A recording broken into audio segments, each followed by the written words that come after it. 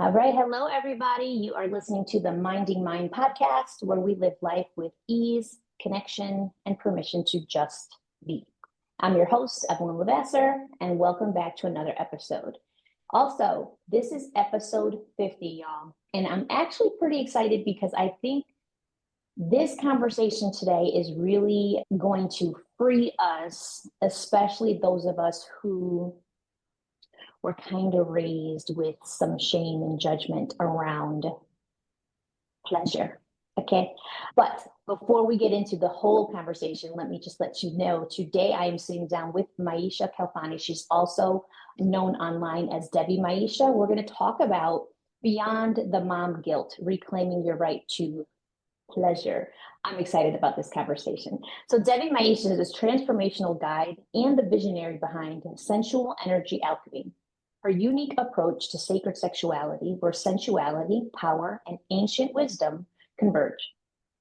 With a unique fusion of sex magic, somatic healing, and spiritual alchemy, she empowers women to reclaim their vitality, embrace their pleasure, and harness their energy for personal and collective liberation.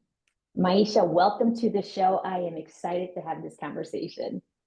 Thank you. Thank you so much. I'm happy to be here. Tell me, how did you even get started in Mm. this work?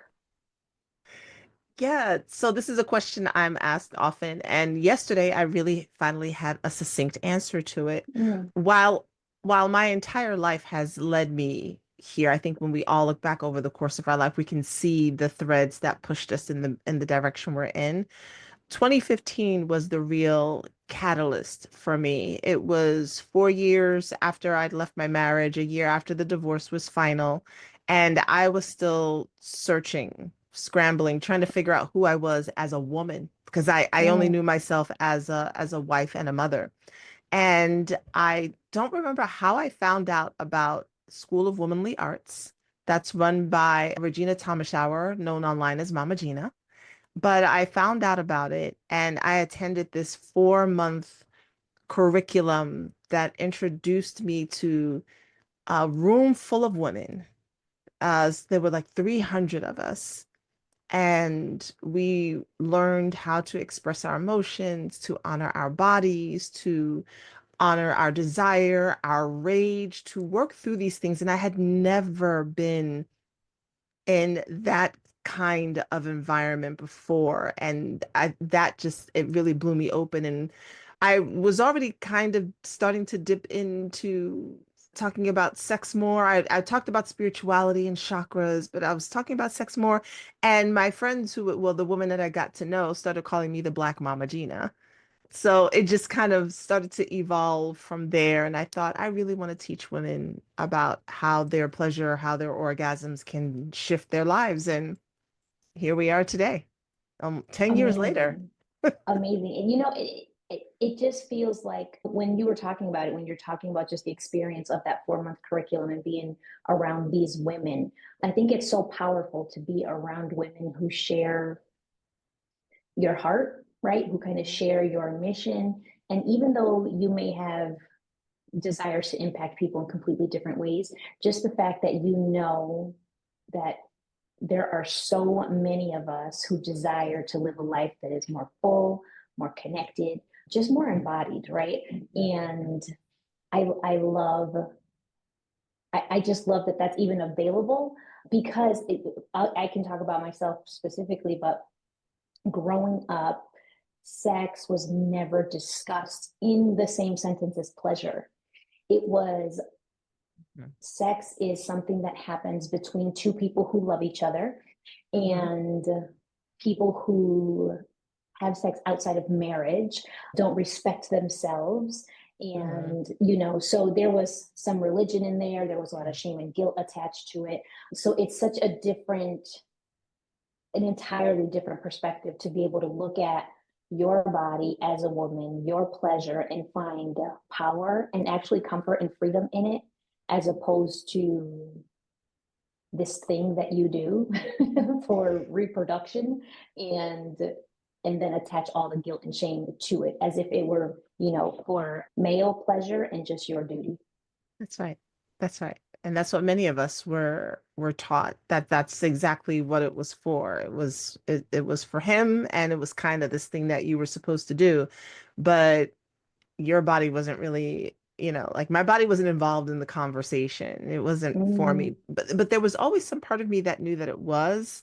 So I had these opposing pieces where I wasn't taught either that it was for me, but there was something in me that knew it was supposed to be for me. So when I started exploring like sex and how I wanted to relate to boys when I was younger, it was about me and him. And then as I got older and I was in a very unhealthy marriage, those what I was taught came out. mm, Right. And what I was taught led me into that marriage. And so it was like this nature versus nurture kind of thing. My nature was this, but my nurture led me over here. mm. Right. So it was very interesting to notice the difference. How did your nurture impact your marriage? How did that show up for you in that relationship? Yeah, so I was chasing validation. I was chasing protection. I Mhm, was looking for a man who would make me feel loved. mhm, And I did not love myself. I when I before I got married, I don't like to say suffer, but I was dealing with depression from like the age of 10. mhm, And at 21, I attempted suicide. I mhm, needed to be alone, still dealing with those wounds and healing from all of that. But instead, what I did was I met a man maybe a year later through another friend and ended up getting married to him without even recognizing that he was playing into patterns that I needed to be unraveling from. mhm. So I've learned to see it and frame it as a mirror because he showed me how I felt about myself. I chose to marry him. I didn't Mhm, have to marry him, but it seemed to make everyone else happy and they thought I was happy. And this man mhm, said that he would protect me and he would be there for me. And I wanted that because I didn't feel like I had that growing up from my parents. So it was mhm. like, now I can finally get it. And I didn't know that it didn't work that way. No one talked to me about Right, relationships, right? right. So my It's like, oh, nurture. now I can finally feel all those things that I've been All dying those to feel things. for all these years. Yes, yes. I love the way you even talk about the marriage in itself because it Mhm, is more common to say, he did this and he did mhm, that. And mhm. and I'm sure he did do things Yes, that, right? I'm yes, sure he did. However, I think ownership of your choices is not about placing blame and it's not about making you feel bad. It's about empowering you to know that at that time, that version of you made choices that yes, kind of forced you onto a whole other trajectory and yeah, created life for you today, right? So it's not about judging the Maisha who made those decisions. It's about, first of all, thanking her for believing in the Maisha you are today, but also just knowing that there's always the power of choice. yeah, And when you know better, you're going to choose better for yourself. So I love that you absolutely. don't talk about yourself in a way that is critical or judgmental because it just was a fact of who you were at that time and what you Yeah, had to go through to become who you are today. yeah. Thank That's you for beautiful. that. Thank you for that. And therapy and a lot of and a lot of self-help and self-development was Mm-hmm. was instrumental in that because when I first left the marriage, I for sure, based on some of the experiences that I had, I attempted to wear the label of domestic violence Mm-hmm. survivor or victim. It didn't it and it's not that I didn't go through those experiences. That just didn't feel right for me. It felt like there was something more to what I went through. And so going through therapy, learning how to communicate really helped me to see that while he, yeah, like you said, did some things based on his own trauma, had nothing to do with me. I chose him based on my trauma. Mhm. That had nothing to do with him. And owning that is what allowed me to not keep choosing, as is what often happens, choose the same kind of man. Owning that is what helped me to see that is not what I want, deserve, or desire. But I did have to own my part in what led me into that situation. And I've Yeah. never experienced it, yeah, since. Yeah. And it's also a matter of, I'm sure through the entire process and the therapy and the self-help work is this new discovery of you and your desires and how much instead of desiring to fall in love, you desire to be love, right? Yes, Like you desire to just what like I feel like that is one of the greatest things that I have accomplished for myself is ultimately to release this idea that I have to find love yeah, outside of myself.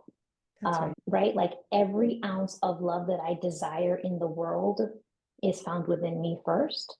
Yeah. And then I create the rest of it in my Yes. outside life, right? So there's something so beautiful about hearing you talk about your relationship and your choices and those dynamics and just saying like because I could actually look at me now and I actually see all of me now, I can recognize that it was what it was. It did hurt obviously, but Mhm. I am everything I was chasing. That's right. Oh, That's I right. love that. Thank you. Thank you. I love that so Absolutely. much. So talk to me a little bit about how now you take that feeling of loving you and use that feeling as the foundation, I would assume, of the work that you do and the life that you lead and connection you have with yourself and your body. Yeah. So, ooh, that's juicy. So it was a whole shift for me in learning that it's not bad to be selfish. Mm, It sounds noble to say to women, put your oxygen mask on first. And it's true, but I think it's still okay for us because it feels like we are sacrificing. Right. So, and in this kind of way, like I'm doing my duty and now I will give to someone else. And I really even had to let go of that and center myself, which mm, we have been told is so wrong to be self-centered. And mm, it's like, well, if I'm not centering me, then everybody else is coming first. And then how does that impact my life? And part of that goes into religion and society and culture that we're supposed to get our pleasure from giving of all of ourselves, right? correct. And then, Only women, though. Only right, women. only women. And then depending on your belief, some of reward comes after I've died. And I was just kind of like, I just feel like my reward should be like while I'm here. I have this body part, this clitoris that's just designed for pleasure that couldn't have been by accident. Right. So this is Mm, part of my process is that if I have this body part, that its sole purpose, it's not multifunctional. Its only purpose is for pleasure. Maybe I'm supposed to actually experience lots of pleasure now in this body. And maybe it's not just about my clitoris. Well, maybe I'm supposed to experience pleasure in all different parts of my life. Maybe with the food that I eat. So I don't have to be on the treadmill for an hour and a half trying to fit into somebody's idea size of what I need to be. And maybe I can just enjoy my food. And maybe I can enjoy the relationships with men the way I decide I want to enjoy the relationships with men and not what society said. And maybe I can decide to enjoy my pleasure in the clothes that I wear and not let my age determine what I'm supposed to put on or put off or whether I should dye my hair or not. And I thought if I have this one body part that is just designed to give me pleasure, how many other ways can I experience that? How many other ways can I expand that? And especially being a mother and a divorced mother, like I'm supposed to be pious or I'm all washed up. I've had my kids already. I'm yeah. of no use. No, and now how can I as a full-blooded woman enjoy life, honor my mothering, but still be a woman first? And Mhm. that's the path that I've been on, and I'm still on, because it's still a challenge. Society is constantly bombarding with us with messages, but that's the question I always ask. If I have this one body part built for pleasure, how can I expand that into other areas of my life? Yeah.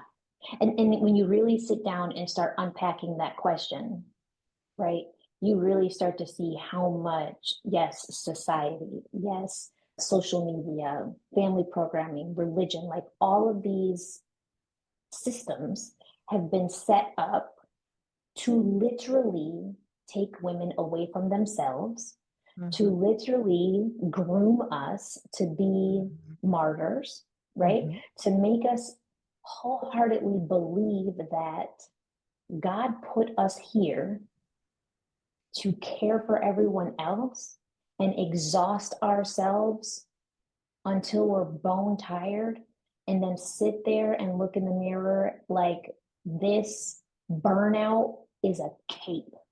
Yes. Yes. And it's like when you actually start to just break up with all of that thinking, like a whole new world opens up inside of you because it's like, well, shit, first of all, I've been lied to a Yes. lot. I have been lied to a lot. And why did I believe all the lies over myself all these years? Why did I silence my gut, my Mm, instincts, my intuition because of all the things that I was hearing? How mm. else have I been living in betrayal of who I am? Yes. And now, what can I do to start coming back home to me? Yes. Absolutely. Absolutely. It's so much. So, tell me a little bit about like if you're working with a woman who has a background like we do, and Hmm. the conversations around sex and pleasure were Hmm. about the male, Yeah. were about, roles and duty and everything else. How do you even begin the process of just kind of releasing some of those negative feelings around sex and pleasure and start to just, I guess, lead with a little curiosity? Yeah. Yeah. And that's exactly what we do. So I do get a lot of women who, I think, when we're coaches of any sort, we do kind of attract pieces of who we were, because those people resonate with something. Right? So I attract a lot of good girl perfectionists, Mm-hmm. because that was so me, still always recovering from that. And it's so funny. Last night we just had a group call, and there was one of the women in my community was talking about how she wants to improve her communication and the anxiety around that, because just, wanting to make sure you say the right thing, right? Come across the right way. You don't want people not to like you. So I encourage women to experiment. I always say, let's play a game. I'm always encouraging women to play with themselves in a Mm-hmm. variety of ways. And one of the things I ask them to do is play with the idea of being messy, and Mm-hmm. play with the idea of doing it like you are. When you look at 3 and 4 and 5-year-olds before they really understand that the world wants them to conform, and they hear music and they're just dancing and they're flailing their arms and they don't care to find a beat anywhere. They're just in it. Or when they're coloring and they're humming, and they're not trying to do anything or produce anything. They're just really in the moment of their own play and imagination. I that's part of the inner child work we do. So I encourage the woman to be messy. And one of the activities I gave her, I said, see about playing with this with yourself, is to dance and just do it to any song, not a two-step. You're not trying to look any kind of way.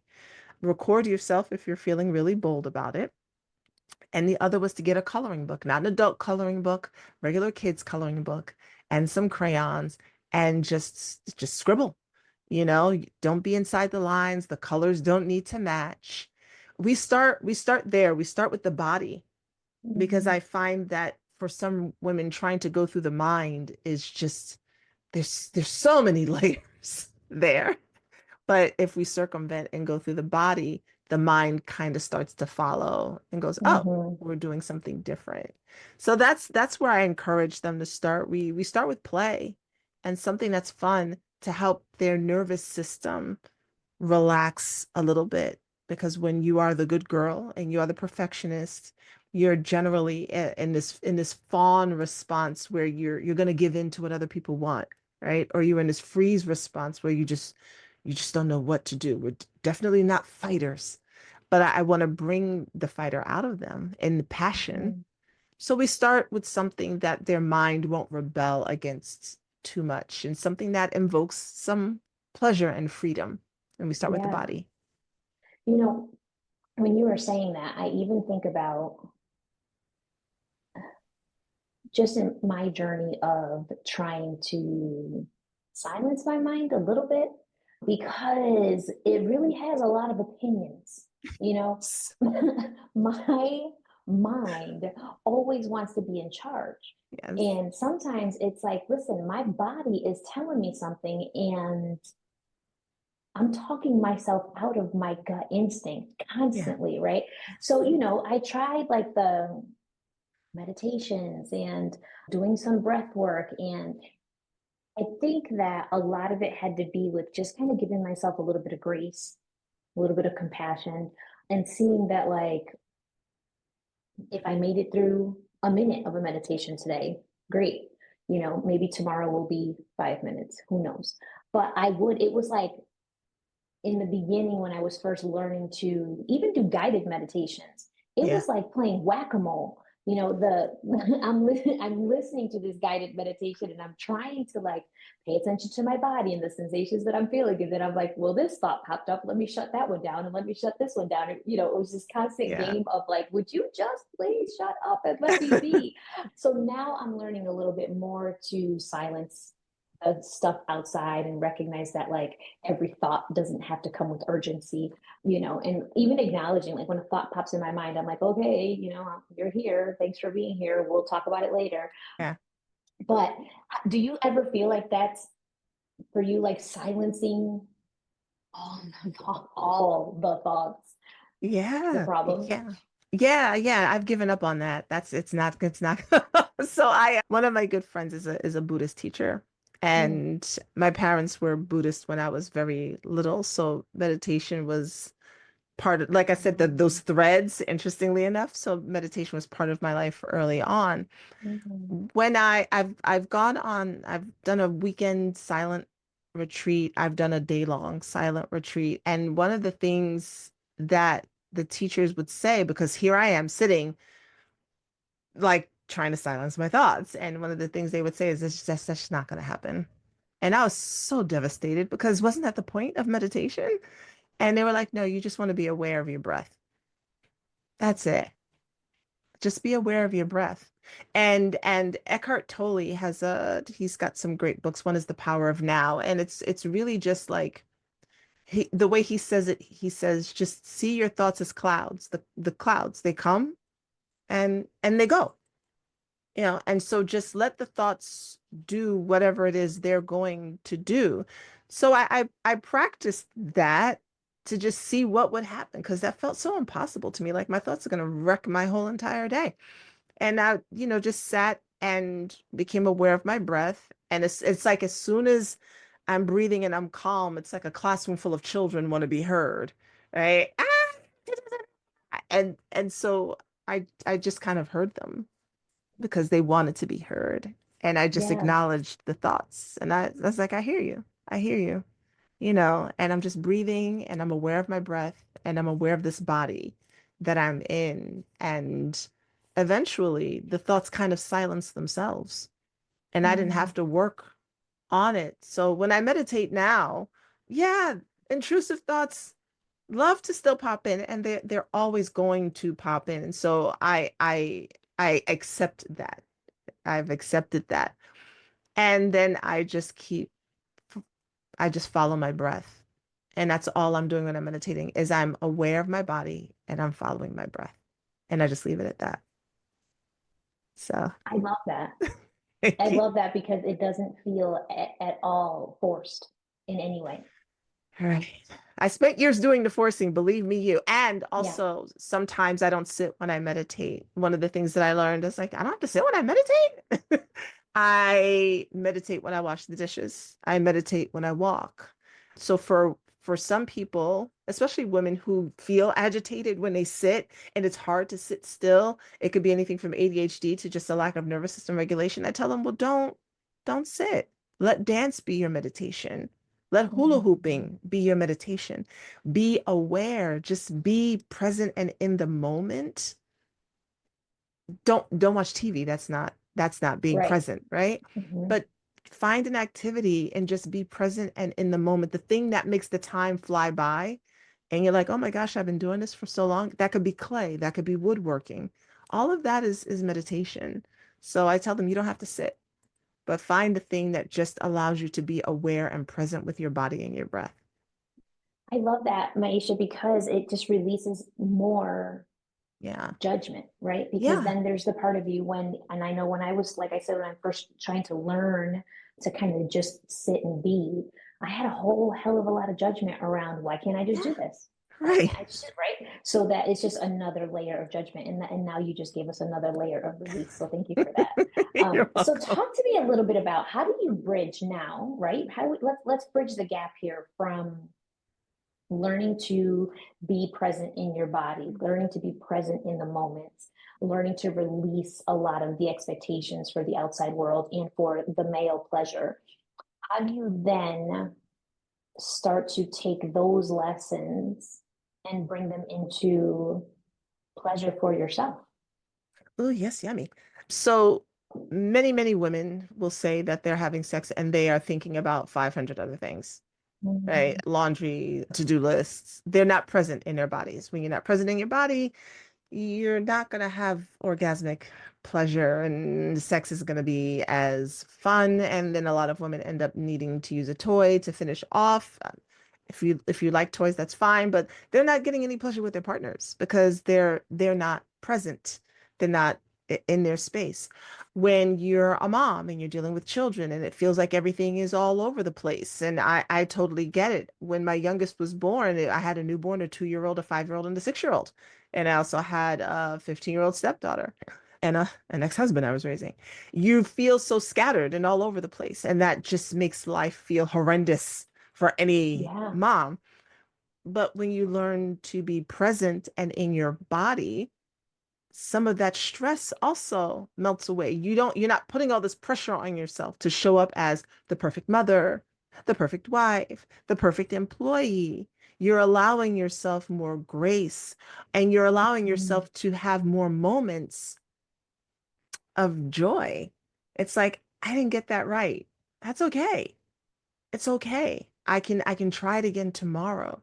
Mhm. And that starts to have life unfold in a very different way versus the stressed out, burnt out, crawling into bed at the end of the day life that many of us have where days are flying by and we don't really actually remember what we did, what happened.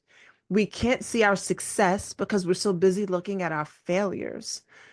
But when we're present in our body and just give ourselves that time to just be in that space, everything in life shifts, including the time we now spend alone in self-pleasure or with our partners, because now we can feel everything. We are in this relaxed meditative state, if you will. The thoughts will come, the thoughts will go, but we can now feel our bodies and open our bodies more.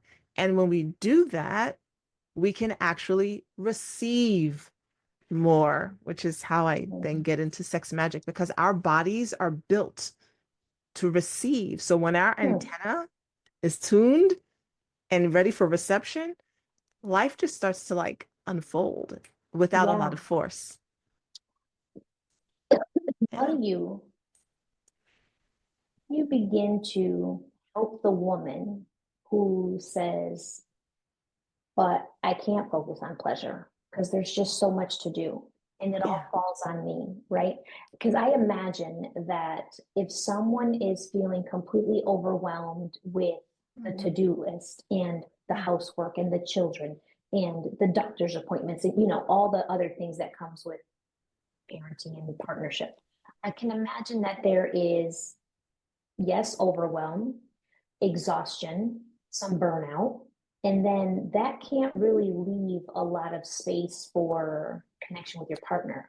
And I mean even mental and emotional connection. When Yeah. burnout is like driving the bus, Hmm. right? I feel like everything else is everything and everyone is struggling around you. So how do you help that woman who says, this sounds great, but also I got a lot of shit to do. Yeah. And yeah, so like Yeah. where does she start? Yeah. So we start with 5 minutes at the beginning or the end of the day. We start easy, we start simple. Because what I don't want is this to be another to do, let me get this right thing. Well, Maisha said that I have to do these Yeah. practices and then I didn't do them all, so I failed. No, no, no, no. You're going to take 5 minutes at the beginning or the end of the day. And I'm going to ask, well, what's something that brings you joy, right? I could tell you meditate, but that might not be the thing you need. Maybe for 5 minutes in the beginning of the day, you need to listen to Alanis Morissette's You Ought to Know on a repeat for like the 5 minutes. Right. Yeah. I mean, that song, right?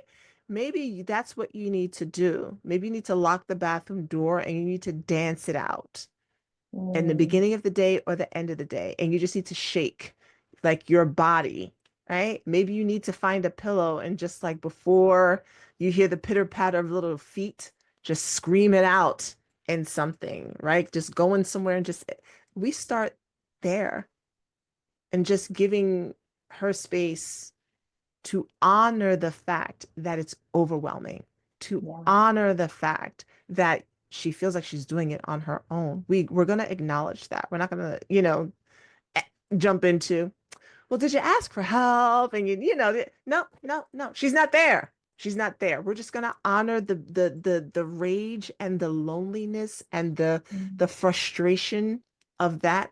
And that might take a couple of months before we can even get to something else because this is like a pile of laundry. You're not going to get it all done in a day. You just got to piece by piece, right? Work through mhm, it. So that's where we start. 5 minutes either at the end or the beginning. If you skip a day, it's fine. But we're going to try for 5 minutes, either the beginning or the end, and then eventually 5 minutes at the beginning and the end.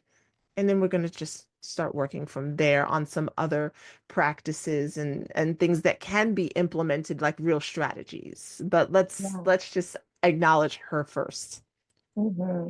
I think, Maisha, that is so beautiful because behind that overwhelm and that burnout that mom is feeling is this shame around Mhm. feeling it. Not only does Yes. she feel it, now she's judging herself for feeling it. Yes. And I don't know, I just love that you're giving her permission to Yeah. acknowledge that this is something that a lot of people feel, that this Mhm. is something that we're not meant to carry it all by No. ourselves, right? And of course it's overwhelming because it's a lot of crap. It's a lot to Yeah. hold. It's just a lot. And yes, like you can't get past it until you pause and acknowledge it. And I love that you're giving her permission to literally just, I get it could even be for the first time ever to say, like, I matter. Like this is Yes. real, this shit hurts, and I matter. Yeah. I love that. That's amazing. Yeah. Thank you. Yeah, because even in eh, like even for my journey, for sure it was very overwhelming. And even when I left and I was still trying to like now I'm on this real healing journey. It wasn't even for me. It was for my children, right? Mhm. I gotta heal because then it's 7 generations forward and 7 generations back and their life will be better. I still wasn't in the picture. Mhm. And then it got to the point where I was like, oh shit, well, this is for me. Mhm. I matter. I love my children, but Mhm. they cannot be the center of my world. they will go off and forge their own paths. And am I waiting until then to say, okay, I matter? Oh, hell no. Like I matter Mhm. now. And the more they see I matter, the more my sons will understand that when they're with their partners matter. The more Mhm. my daughters will understand that they matter and they will not lose themselves in that Mhm. overwhelm or feel like they have to do everything all by themselves. But if I Mhm. keep showing them that my healing is for them and everything I do is for them, I'm still perpetuating Yeah. the same cycle. Yeah. So I had to make the decision that this was for me first. And Mhm. then they reap the benefits of it, self-centered. Yeah. Yeah. And the thing is that I feel like they're so like that lesson of you have to do for your kids first is Mm. so ingrained in us that we resist the idea Yes. of doing anything for ourselves first. But if Yes. you really like just step back and look at the big picture, if you live your life for your children, essentially what you're teaching them is that they are the center of your world for Hmm. now, and they are so important that you would give yourself up for them. But that one day they won't matter either. You Hmm. live right, their whole childhood is about Yes. teaching them how wonderful and valuable they are. And then you say, one day when you decide to have a family, you have to know you'll be irrelevant too, That's right. right? Like how that thought in itself is painful to me. To Yeah. raise my daughters to see and accept and love themselves, and at the same time tell them, if you decide to be a mother one day, you have to not matter anymore. And it's like that breaks me, right? To think Yeah. of they are so full of light and love and Mm. energy and spirit, and they have so much to offer. Yeah. And to just say one day you got to shove all that shit in a box because you don't matter anymore, right? Like That's that right. hurts to me. Yeah. um yeah, I love this work is just so powerful because it's just freeing generations of women, like generations of women who have been taught that their only purpose in life was to be everything to other people. Yes. Yes. Yeah, beautiful. Yeah. Thank you. And we're I'm guessing you're like Gen X-ish. Yeah. Yeah. And we're the first generation of women to really acknowledge that. So a lot has fallen to us, as it does with Gen X. Our mothers, the boomers, the silent generation, there were no options for them. I mean, very few women had options. There was no option for education or what would you like to do with your life? The expectation was set, right? Okay, you're gonna go get married and have kids. That's what you do. But we came into the world at a time when all of these rights, that had been fought for now were available for women. We came into a world where even in our lifetime, women could have their own bank accounts, right? When we were Mm-hmm. in middle school and high school, this was something that now women could do. We came into the world with the opportunity of climbing corporate ladders, of owning our own businesses on a larger scale and straddling this space between what was for us traditional, but feeling disjointed because we also too had passions and Mm-hmm. seeing the women in our family, at least for sure in mine, not live their dreams, but live life, survive. And Yeah. us thinking, I don't want to do that. But Mm-hmm. then having children and trying to figure out how do I like I want to put them as the center because I want them to know how much they're loved because maybe I didn't Mm-hmm. get that, right? Because they were surviving. So my children are going to be the center. They're going to know how much they were loved, that they're valued and they're cared for. But in that way, like you said, still perpetuating that same idea. So here we are finding this balance so that our children can understand better how to just be the balance and they're doing a pretty good job of it on their own. Yeah. But Yeah. it's a struggle for us to really still come into that, I think. Yeah. And because there's so much to unlearn and so much to Yes. still learn, and so Yes. much, there's a lot of reparenting that's happening. Yeah. And, I think that also I'm at the place though where I can look at my parents and I never feel like anger or irritation or even like, I don't know, I just don't have negative feelings for the things that I wasn't given because I 100% believe that they loved me and gave me every tool that they could based Yeah. on what they knew for themselves, right? And Absolutely. our parents didn't have the luxury of No. self-reflection. No. They didn't have the luxury of healing and therapy and, Right. permission to fall apart and permission to recognize, like, I don't want this shit for myself, right? Yeah. It was a matter of physical safety and survival. And Right.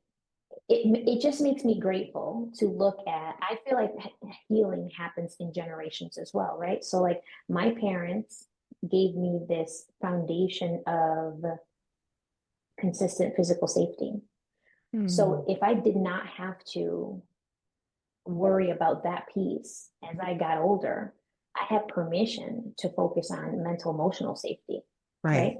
Right. Right. Growth, elevation, Yeah. because I wasn't worried about, do I have food?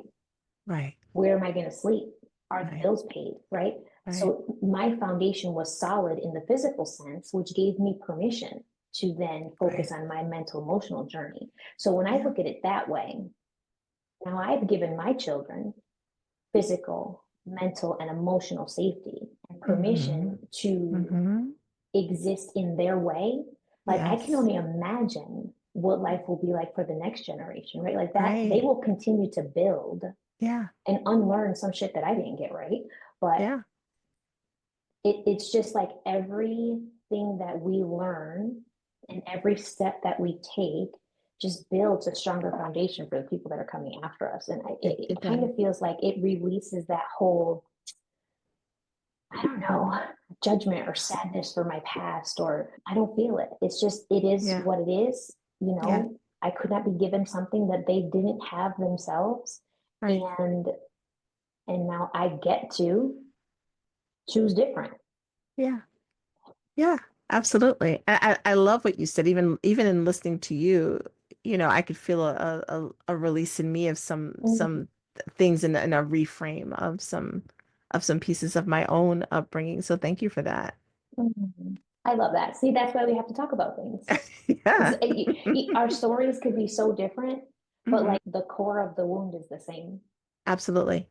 Yeah. Absolutely. I think even the conversation about sex with my daughters, even that is different. Just Hmm.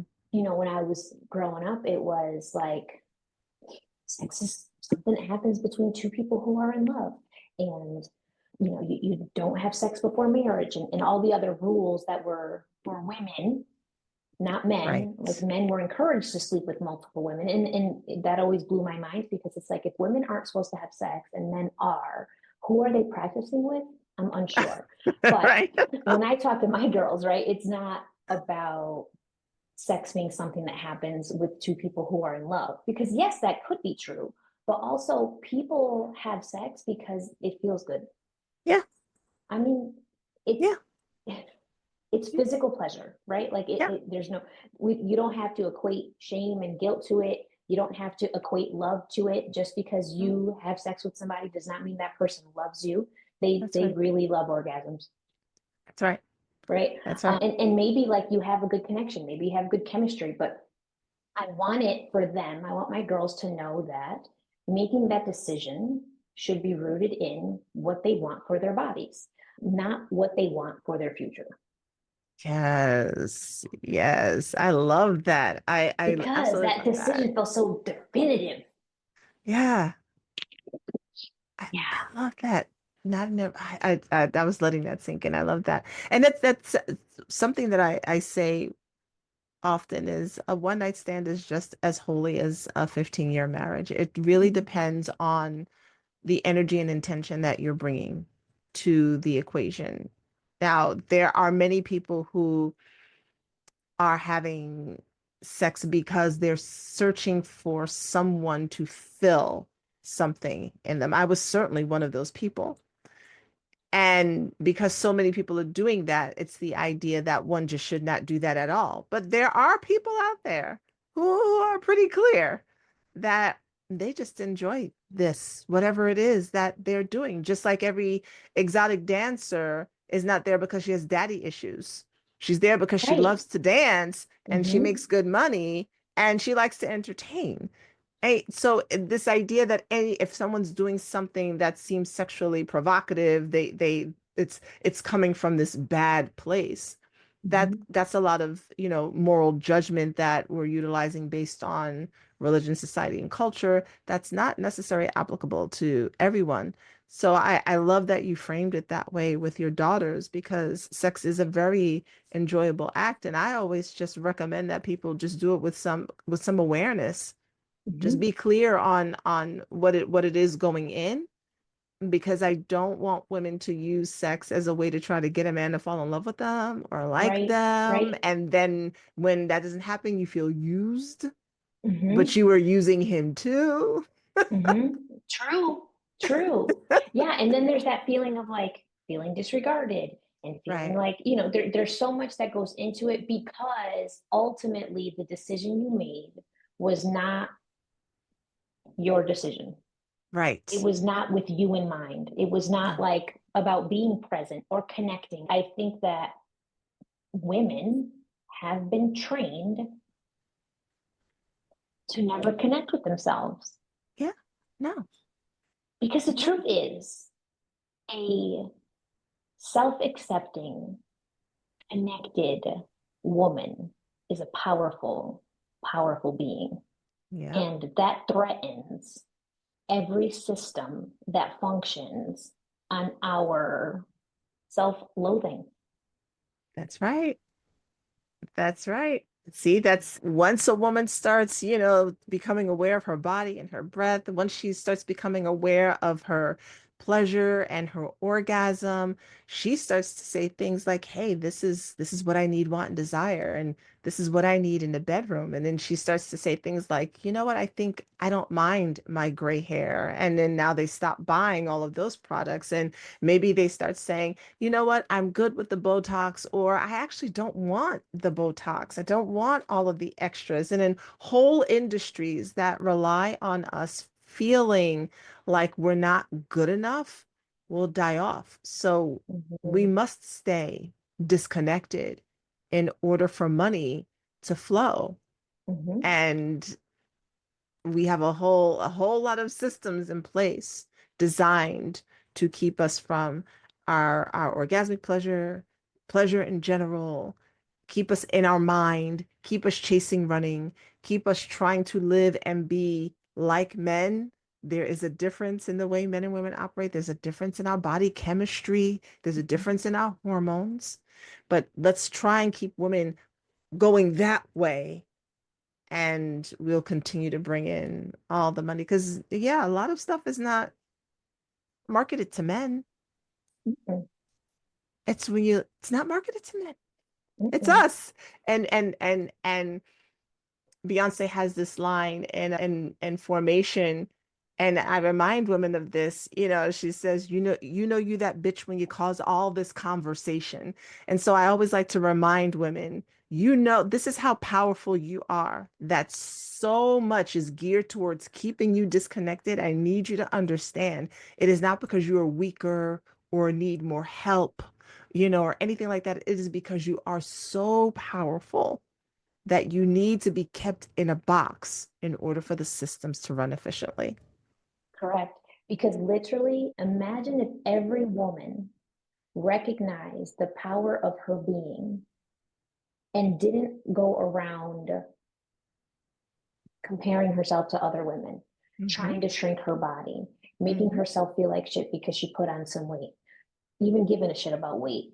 If we all truly saw ourselves and loved ourselves and just stood in the power of who we are, the diet industry, the makeup industry, the even healthcare industry, Yeah, they could literally crumble that's right.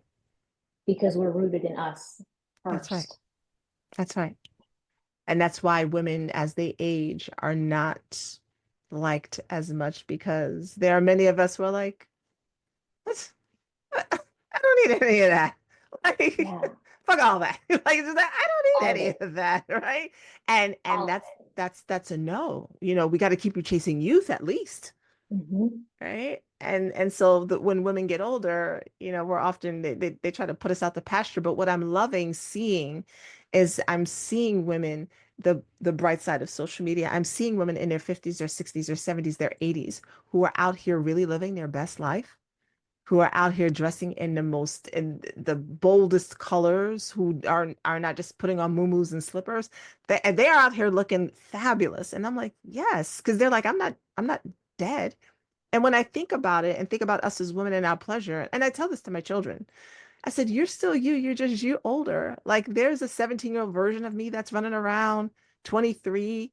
When I go out dancing, I forget that my knees aren't going to respond because that song comes on from when I was younger and I'm there. I haven't Mhm. aged a day until I wake up the next morning. Right? And so all of Girl. that is still in us. Like we don't forget any of that as we get older. And I want women to remember that you were you before you decided to climb a ladder in corporate or become a mother or a wife. You were still you. Keep that. Bring Hmm. that with you. That will help Hmm. be your fuel. You know, it'll help keep you rooted in pleasure. Yeah. And the truth is, if your goal, right, mentally, emotionally, whatever, in your family is to show love as much as you can, right? I think the best way to do that is to love you first, because Absolutely. otherwise, when you're burnt out and you're exhausted, people aren't even really seeing the real you. They don't No. even know the real you. They know the scraps and the leftovers. Yes. And that's not Yes. love.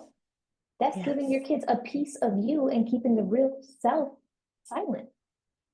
So I Mm. love thinking about like when a woman really starts to see herself, when she really starts to love and appreciate who she is, everybody around her gets to meet her for the first time. Oh, I love that. It gets to meet her. Mm, Yeah, yeah. There's this I'm not a big Bible scholar, but there's a saying, I think the part of the golden rule that do unto others or love your neighbor as you would love yourself is the saying.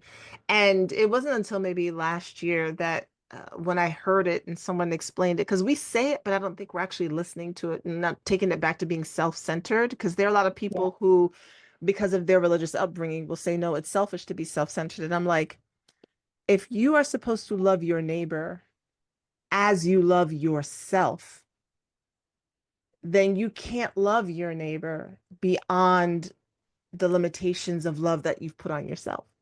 Hmm. So, and I think when I heard it growing up and my mother would say it, it always seemed like I needed to love my neighbor more. Yeah. But that's not actually what it says. It's as Hmm. you love yourself.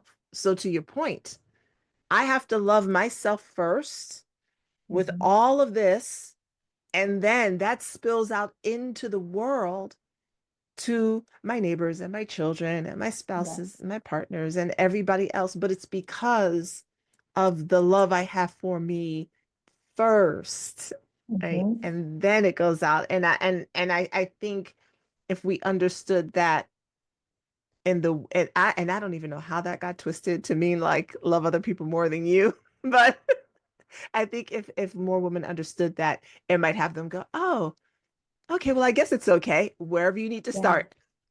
Yeah. Yeah. I think looking at it from another perspective as well is that if you love yourself with such limits, right? Then your ability to receive love is so Mm. limited. Yeah, yeah, I think yeah. about when my relationship with my husband has evolved dramatically because the Evelyn who married him was the girl who felt like all we need is love and we're going to be fine. And Yeah. it's his job to make me happy, right? Mm-hmm. That Evelyn didn't know herself fully. That Mm-hmm. Evelyn didn't love or accept herself fully. Yeah. Therefore, when my husband was giving me the love that he was trying, I couldn't even fully receive it. Right. There was always the part of me that was asking, should I be doing more? Yeah. Is this going to just fall apart? Yeah. Is he going to find somebody that makes him feel something different? Right? Like it was always this, everything I felt about myself was based on a factor outside of me. Right? Yep. But actually coming home to me, like I see me and I Yeah. love me some me. So now Yeah. when he is expressing love in any way, shape, or form, the only thing I feel is open, Yes. right? Yes. My kids get to see that. Like I don't know. There's something so powerful about sitting back and watching them in their element that makes me see that all the very uncomfortable, work I've done on myself, Yeah. right, is validating because yes, I deserve to feel the things that I feel, but also I get to watch my work come to fruition in other people too. Yes. And that feels amazing. Yes. Yes, it does. Yes. So, I mean, listen, I feel like we could just talk about this for freaking ever, but what would be one thing that you would like the listeners to take away from, you know, releasing sex as this big, heavy Mhm. conversation, or maybe a conversation they don't want to have at all? How Yeah. do you help them take a step toward just recognizing how all encompassing all of our conversation has been? Like, where do they start? What do you say? Yeah, just understanding that your body was meant to experience sensuality. It has, depending on how many senses you have, let's go with five senses. Mm-hmm. And those senses are designed to take in pleasure and information, what you smell, what you see, what you hear, what you taste, what you touch. That your body is created to enjoy this earth, this life, and maybe wake up and just see how would my body like to enjoy this day today, and listen to what your body has to say, no matter how crazy it sounds, as long as it's within the, legal limitations. But Yeah. how would my body like to enjoy this life today? Because it's literally designed to do all of that. And we forget that. We just start walking. But I would start with that question and just again, play with yourself. See what happens with Yeah. it. I love it. I love this whole conversation. It feels so, just so rooted in being who God called you to be, and whether you believe in God or not. I think so many people get it wrong when they live their lives as I did, looking for validation and acceptance and everything else outside of me, and then Yeah. claiming that I love God. But if I love God and I say that God is in me and that God created me, how could I look at myself as a mistake? Yeah. Yeah. Right? How could I Right. question everything that I am when I was made in his image? That's right. Right? So I love this so much. Maisha, thank you so much for sharing all of your expertise. Um, You're welcome. so before we end the show, what is there something that you're working on? Is there, how can people connect with you? Where can they find you? Yeah, so most of everything that I do is my main social media spot is Instagram. And so they can find me at Sensual Energy Alchemy on Instagram. And if they'd like to keep in touch, I do have a free sex magic starter guide for those who are just getting into how exploring the idea of harnessing their pleasure in order to create a life that they desire, a life that they want to make love to. So that is open to them to download free. Amazing. Okay, and now, and I'll make sure that everything is linked in the show notes. But before I can let you know, go is the question of the hour. And the question of the hour is in the Minding Mind community, we're all about releasing all of that outside noise, all the expectations, because that's not ours. That's just baggage that was handed to us with the intention of keeping us small. When it feels good, when it lights us up, that's ours. So if it doesn't light me up, if it wasn't meant for me, I don't want it. Yeah. That's how we mind ours. Yeah. How do you think that learning to mind yours, to be intuitive, to really connect with yourself mentally, emotionally, and physically, how does that impact the legacy that you're going to leave? Well, so for me, when I think of legacy, I think of my children Mm. first. And how it impacts them is it shows them that they have the right to set their boundaries. They have the right to live their lives in the way that brings them the most pleasure, even if I don't agree with it. They have grown into children, into young adults who are very honest and open, even when it hurts my feelings. Mm-hmm. And I see how they are. The real thing for me, I think, is the cycles of abuse that have existed on both sides of my family have ended with me. My children will not carry that forward because they are so in tune with their intuition and they follow their gut and they follow what spirit is leading them to do, and they're able to block out a lot of the noise when necessary. So I've ended cycles of abuse with the work that I've done that will lead them to not repeat some of these same mistakes. They'll Yeah. make new mistakes, Yeah. brand new. Yeah. I that just felt so good to even listen to.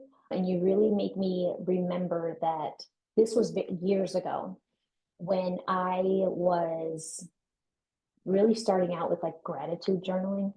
Mm. And I would show gratitude for my life and my husband and my children and my business and my home. And I realized that like I was grateful for so much, but I was never grateful for me.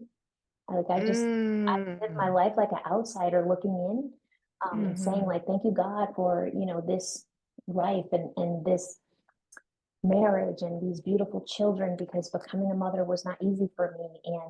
And I never stopped and said like, thank you for me, right? Where Yeah. today, like I can see and I know that you can resonate with this, that like this life wasn't handed to us, it was co-created, right? We Yeah. did the work to make it Yeah. look like what it looks like.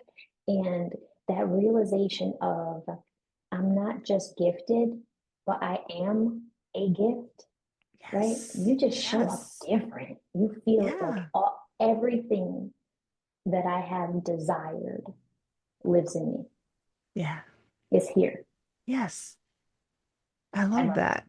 I love that. So beautiful, Maisha. Thank you so much for sharing You're your welcome. heart Thank with us. you. To all the ladies in the Minding Mind community, go ahead and give Maisha a follow, find her on Instagram, and just really start to see you for you and start to find all the joy Yeah. that was intended for you. So I'm going to thank everyone for joining us both today and tuning into another episode of Minding Mind.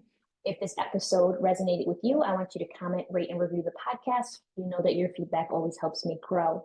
And until next time, I want you to go live your life on your terms, and please mind your business. We will catch you in the next episode.